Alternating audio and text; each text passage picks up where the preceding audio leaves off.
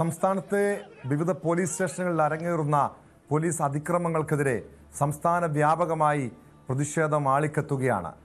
ഇന്ന് സെക്രട്ടേറിയറ്റിലേക്ക് യൂത്ത് കോൺഗ്രസ് നടത്തിയ മാർച്ചിൽ സംഘർഷമുണ്ടായി. അതിനിടെ ആഭ്യന്തര വകുപ്പിനെയും സർക്കാരിനെയും പ്രതിരോധത്തിലാക്കിയിരിക്കുകയാണ് ഈ പോലീസിൻ്റെ അടിക്കടി ഉണ്ടാകുന്ന ഈ അതിക്രമ പരമ്പരകൾ. എന്നാൽ മുഖ്യമന്ത്രിയോ ആഭ്യന്തര വകുപ്പോ ഈ വിഷയത്തിൽ ഇതുവരെയും പരസ്യമായ ഒരു പ്രതികരണം നടത്തിയിട്ടില്ല. അതിനിടെ മന്ത്രി വി ശിവൻകുട്ടി ഈ പോലീസ് അതിക്രമത്തിനെതിരെ രൂക്ഷ വിമർശനവുമായി രംഗത്തെത്തി. ഗവൺമെന്റിനും സമൂഹത്തിനും ദോഷപ്പേരുണ്ടാക്കുകയും ഈ സെനയിൽ തന്നെ നിലനിർത്തുവാൻ യോഗ്യതയില്ലാത്ത ചില ഓഫീസർമാരുണ്ട്. അവരെല്ലാം കൈകാര്യം ചെയ്യാൻ വേണ്ടി പോവുകയാണ്. പരാതി ഉണ്ടെങ്കിൽ ഇപ്പോൾ നടപടി സ്വീകരിച്ചല്ലോ, നടപടി പ്രാഥമികമായി സ്വീകരിക്കുന്നു. കൂടുതൽ പരാതികളുണ്ടെങ്കിൽ കർശനമായി നടപടി സ്വീകരിക്കും. വിശദാംശങ്ങളുമായി വി അരുൺ ചേരുന്നുണ്ട്. അരുൺ, ഈ തെരഞ്ഞെടുപ്പുകൾ അടുത്തിരിക്കെ ഇതുപോലുള്ള സംഭവങ്ങൾ, ഈ പോലീസ് അതിക്രമങ്ങളുടെ വാർത്തകൾ പുറത്തു വരുന്നത് സർക്കാരിനെ സംബന്ധിച്ച്, ആഭ്യന്തര വകുപ്പിനെ സംബന്ധിച്ച് വലിയൊരു തിരിച്ചടി തന്നെയാണ്. അതുകൊണ്ട് ഇവർക്കെതിരെ നടപടി സ്വീകരിക്കാൻ ഒരുപക്ഷെ ആഭ്യന്തര വകുപ്പ് തയ്യാറായേക്കും. പക്ഷെ അതിനപ്പുറം ഒരു താൽക്കാലിക നടപടിക്കപ്പുറം ഈ പോലീസ് ഉദ്യോഗസ്ഥർ എങ്ങനെ സാധാരണക്കാരോട് പെരുമാറണം തുടങ്ങിയ കാര്യങ്ങളിലൊക്കെ ഒരു കർശനമായ മാർഗനിർദ്ദേശങ്ങൾ ഉൾപ്പെടെ പുറപ്പെടുവിക്കേണ്ടതല്ലേ? ആഭ്യന്തര വകുപ്പ് ഈ വിഷയത്തിൽ എന്ത് നടപടിയാണ് സ്വീകരിച്ചത്? പ്രത്യേകിച്ചും ഈ വിഷയത്തിൽ സർക്കാരിനെതിരെ സമരം ചെയ്യാൻ ഒരു ആയുധം പ്രതിപക്ഷത്തിന് കിട്ടിയിരിക്കുന്നു. അതുകൊണ്ട് തന്നെ ഈ വിഷയങ്ങളിൽ ഒരു അടിയന്തരമായിട്ടുള്ള നടപടി സർക്കാരിന്റെ ഭാഗത്തുനിന്ന് ഉണ്ടാകുമോ അരുൺ? ഏറ്റവും വലിയ പ്രതിസന്ധിയുണ്ട് സർക്കാരിന്റെ ഈ വിഷയത്തിൽ. കാരണം തെരഞ്ഞെടുപ്പിലേക്ക് അടുക്കുന്നു. ആഴ്ചകൾക്കപ്പുറം തദ്ദേശ തെരഞ്ഞെടുപ്പ് വരാനിരിക്കുന്നു. തൊട്ട് പിന്നാലെ നിയമസഭാ ഉപതെരഞ്ഞെടുപ്പ്.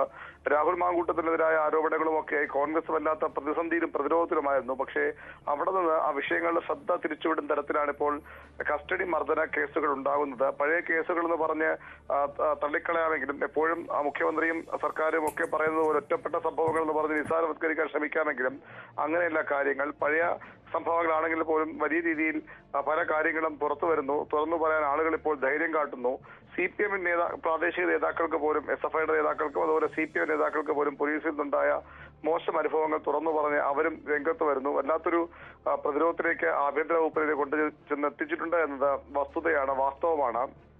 കാരണം നേരത്തെയും ആഭ്യന്തര വകുപ്പിൽ വകുപ്പ് പരാജയമാണ്. മുഖ്യമന്ത്രി വകുപ്പ് കൈകാര്യം ചെയ്ത രീതിക്കെതിരെ വലിയ വിമർശനങ്ങൾ മുന്നണിക്കുള്ളിലും അതുപോലെ തന്നെ CPMനുള്ളിലും ഒക്കെ പല ഘട്ടങ്ങൾ ഉയർന്നു വന്നതാണ്. ഇപ്പോഴും മുഖ്യമന്ത്രിക്കെതിരെ തന്നെയാണ് വിമർശനങ്ങൾ.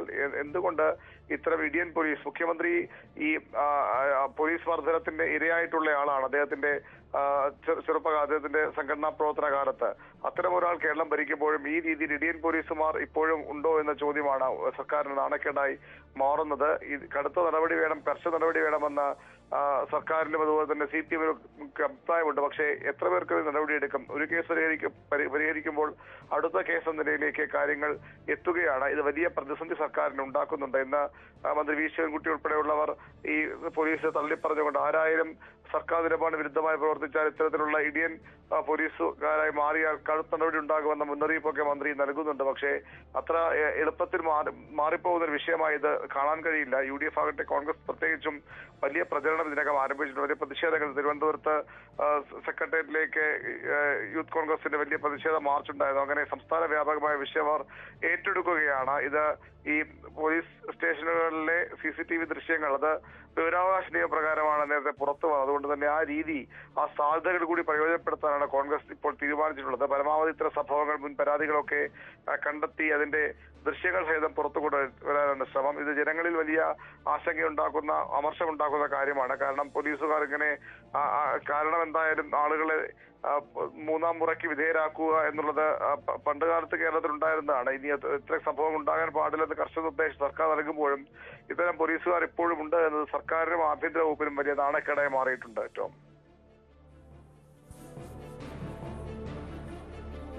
വ്യക്തമാണ്. വി അരുണാണ് വിവരങ്ങൾ നൽകിയത്. അതുകൊണ്ട് തന്നെ ഒരുപക്ഷെ തൽക്കാലം ഈ വിഷയത്തിൽ നിന്നും ഒന്ന് തലയുയരണമെങ്കിൽ ഈ പോലീസ് ഉദ്യോഗസ്ഥർക്കെതിരെ നടപടി സ്വീകരിക്കണം. അതൊരു കണ്ണിൽ പൊടിയിടാനുള്ള നടപടിയാകരുത്, കർശനമായ നടപടിയാണ് കുറ്റക്കാരായിട്ടുള്ള, ആരോപണ വിധേയരായിട്ടുള്ള പോലീസ് ഉദ്യോഗസ്ഥരെതിരെ ആഭ്യന്തര വകുപ്പ് സ്വീകരിക്കേണ്ടത്.